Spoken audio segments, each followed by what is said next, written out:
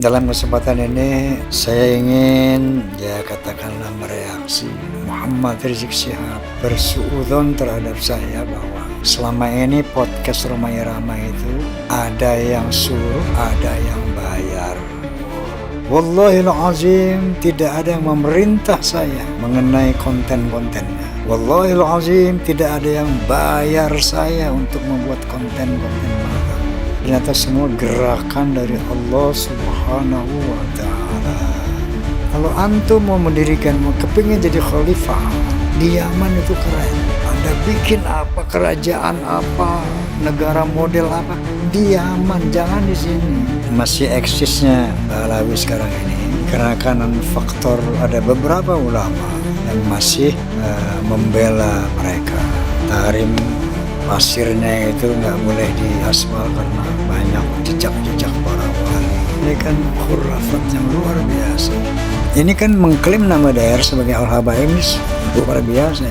Bukan hal kecil ini. Dia lahir di Yaman, meninggal di Yaman, dihaulin di Solo. Luar biasa.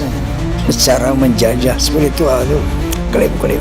Solo itu ada yang punya, ada sultannya, ada pemerintahnya, ada ulama-ulamanya. Bukan punya Habib Ali. Menjadi muhibbin, coba teliti lagi. Apa yang selama ini Anda yakini khurafat-khurafat mana? Koreksi coba. Coba Anda nilai itu Habib-Habib itu. Yang Anda kultuskan sedemikian rupa, coba dikoreksi.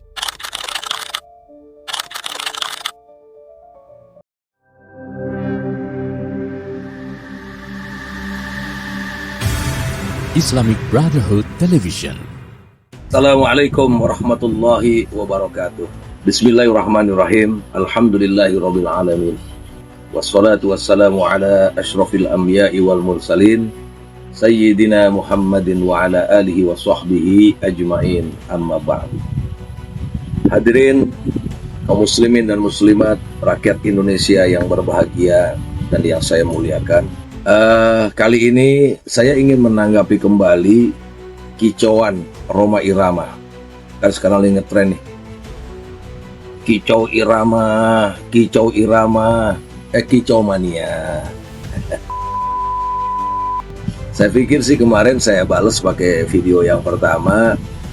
Rhoma Irama mau mengakhiri membahas polemik daripada masalah Imam Besar Habib Rizik Syihab dan para habaib pada umumnya, urusan nasab habaib sebagai dzurriyyah Nabi. Anda pikir sih udah selesai lah, artinya beliau nggak akan buat lagi atau jawaban, tapi ternyata dia buat jawaban lagi. Ya, akhirnya saya harus menjawab kicauan Rhoma Irama. Yang pertama, Rhoma mengatakan bahwa dia menuduh Imam Besar Habib Rizik Syihab suudzon sama podcastnya Rhoma ada yang bayar. Saya udah buka-buka tuh di YouTube-nya di BHRS yang menyinggung para begal nasab. Urusan Haji Rhoma Irama, beliau nggak ada tuh menuduh atau suudzon gitu tentang podcastnya Anda dibiayai oleh siapa lah gitu. Yang terakhir yang di Madura yang saya tahu beliau itu lagi ngejelasin ketika Imam Besar Habib Rizik protes ke Jenderal Baliho, kemudian anjing-anjing piaraannya menggonggong. Terus beliau cuma ngasih tahu ada setan tua tukang adu domba. Itu aja yang saya tahu. Artinya saya nggak lihat tuh mengucapkan kalimat Rhoma Irama podcastnya dibayar. Nah, itu antum yang sudah terlalu suudzon banget. Dan Anda menyebut Imam Besar Habib Rizik Sohib. Cakep nih dibilang sohib. Ya memang faktanya dari dulu Rhoma Irama kenal sama Habib Rizik, cuman karena salah pergaulan kayaknya nih jadi begini model. Terus yang kedua, Rhoma bilang habaib meresahkan dan mengancam eksistensi NKRI, ada gerakan struktur sistematis masif untuk mencapai Indonesia milik Aulia Tahrir. Gue bingung tuh, bagaimana tuh cara menguasainya tuh. Orang lagi cerita tentang para aulia-aulia, para wali maksudnya. Aulia tuh jamaknya wali. Jadi para wali lagi diceritain sama para habaib yang mungkin beliau-beliau ini pernah ngaji di sana. Jadi dengar tentang para wali yang ada di Tarim atau di Yaman. Mungkin kalau para habaib ngajinya ke Maroko, ya beliau mungkin diceritakan wali-wali yang ada di Maroko. Kemudian kalau habaib ngajinya misalnya di benua lain lah atau di negara lain, ya mungkin beliau dikasih tahu sama guru-guru di situ tentang wali-wali yang ada di situ. Seperti kita ini nggak pernah keluar negeri misalnya, cuma belajar di Indonesia, ya diceritain tentang Wali Songo begitu. Terus cerita tentang wali dibilang mau menguasai NKRI apa segala. Ini menurut saya logika yang ngawur lah, yang terlalu dipaksakan, nggak nyambung. Urusan cerita karomah, tentang cerita kewalian para ulama yang ada di Yaman, kemudian akan dikait-kaitkan dengan penguasaan negara. Itu menurut saya yang nggak nyambung lah ya. Itu sesuatu yang nggak mungkin. Orang ini tentang cerita tentang karomah para wali. Lalu kemudian Roma mengatakan Imam Besar Habib Rizik Syihab dan kawan-kawan terobsesi mendirikan khilafah. Begini Ji, kebetulan Ane ini FPI yang lama menjadi ketua bidang penegakan khilafah. Jadi ketua bidang penegakan khilafah di FPI itu hanya sebagai identitas salah satu bidang di FPI. Adapun kalau antum mau tahu yang dimaksud penegakan khilafah versi FPI, antum bisa lihat dah di Mata Najwa, itu pernah Ane jelasin tuh. Terus kalau antum mau tahu bahwa Imam Besar Habib Rizik itu seperti apa sih dalam wawasan kebangsaan, baca buku karya beliau, Wawasan Kebangsaan. Kalau antum nggak punya, Ane siap anterin ke rumah antum. Maksudnya kita kirimin ke Soneta boleh, ke rumah antum boleh.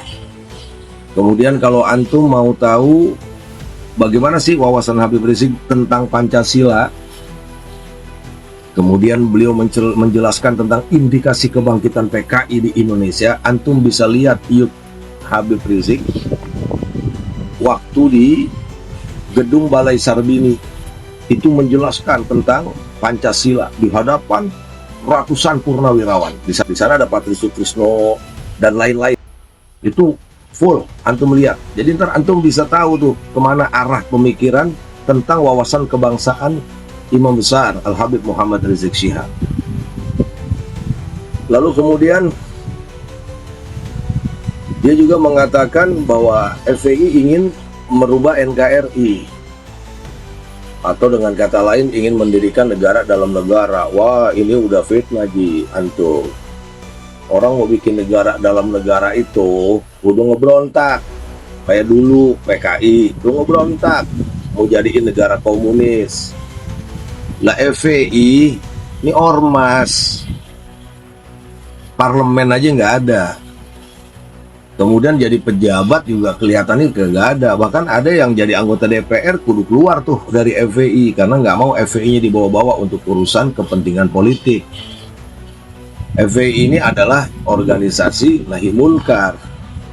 Jadi nggak ada, kalau kita mau ngeberontak kan harus ada syarat-syarat Ji. Misalnya kudu punya senjata, kemudian infiltrasi ke TNI, ke Polri, ngajak mereka untuk memberontak lah, seperti dulu tuh zaman PKI yang akhirnya jenderal-jenderal kita tuh yang jadi korban. Nah itu baru bikin negara dalam negara. Kalau cuma pemikiran menjelaskan seperti NKRI bersyariah, itu bukan bikin negara dalam negara. Antum nggak adil, Ane sering ngomong nih, antum nih nggak adil, nggak baca dulu isi daripada NKRI bersyariah yang dimaksud oleh Imam Besar, Habib Rizik, dan FPI. Sedikit aja dah, saya mau jelasin. Kenapa kita gaungkan NKRI Bersyariah? Karena Indonesia ini mayoritas umat Islam, berkewajiban untuk menegakkan syariat Islam sesuai firman Allah, udkhulu fi silmi kafah. Menegakkan syariat Islam di Indonesia itu koridornya tetap mengikuti aturan undang-undang yang ada. Kalau mau menegakkan hukum Islam yang sifatnya misalkan ya jinayat, itu bisa melalui KUHP, nggak ada masalah. Nah, NKRI bersyariah ini tujuannya agar umat Islam di Indonesia menegakkan syariat Islam, menjauhi segala kemunkaran dan kemaksiatan. Lah Anda menolak kelihatannya istilah NKRI bersyariah, malah kita disuruh bikin Yaman bersyariah. Yaman negara lain, Ji. Kita tinggal di Indonesia. Jadi NKRI bersyariah itu, Ji, Anda mau tegesin sekali lagi, tujuannya adalah biar Indonesia penduduknya yang mayoritas Islam itu mencintai syariah, menegakkan syariah, karena kewajiban umat Islam, dan jauhi kemaksiatan dan jauhi kemunkaran.